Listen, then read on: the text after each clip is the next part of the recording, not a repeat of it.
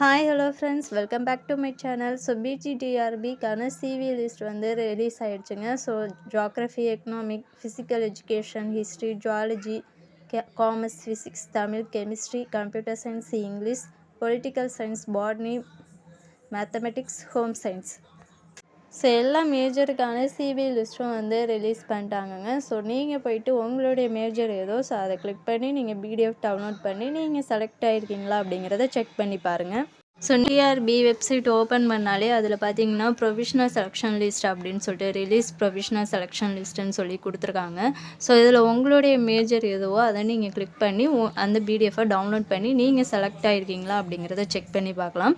So இந்த லிங்க்கை நீங்கள் கிளிக் பண்ணாலே போதும், ஆட்டோமேட்டிக்காக பிடிஎஃப் பார்த்தீங்கன்னா ஓப்பன் ஆயிரும். ஓகேங்களா?